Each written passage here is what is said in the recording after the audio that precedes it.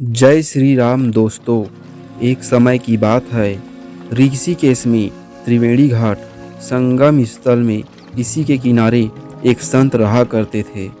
वह जन्म से उसकी आँख दिखाई नहीं देते थे। वह दिन में नित्य कर्म, पूजा पाठ, ध्यान, हवन के पश्चात उनका नित्य का एक नियम था कि वह शाम के समय ऊपर ऊंचे पहाड़ों में भ्रमण करने के लिए अकेले निकल जाते और साथ ही हरि नाम का जप संकीर्तन करते जाते।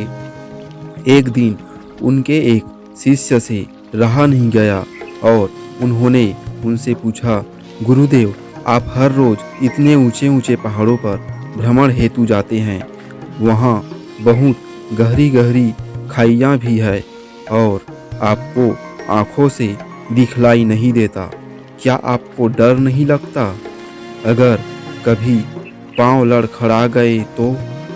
संत ने उस समय कुछ नहीं कहा और शाम के समय शिष्य को कहा, आज तुम भी मेरे साथ भ्रमण में चलोगे। और दोनों निकल पड़े।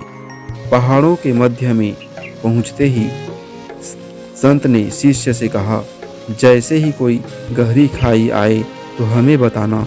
शिष्य ने कहा, ठीक है गुरुदेव। दोनों पहाड़ पर चलते रहे और फिर जैसे ही गहरी खाई आई, शिष्य ने बताया कि गुरुदेव, गहरी खाई आ चुकी है। गुरुदेव ने कहा, मुझे इसमें धक्का दे दो। अब तो शिष्य इतना सुनते ही सकपका गया।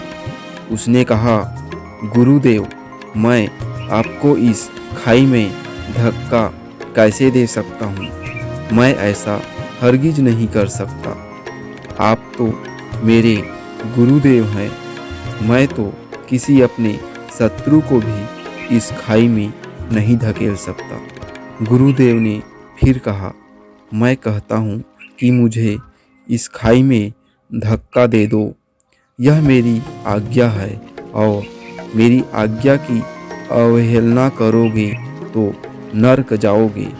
शिष्य ने कहा, गुरुदेव, मैं नरक भोग लूँगा, मगर आपको हरगिज इस खाई में नहीं धकेल सकता।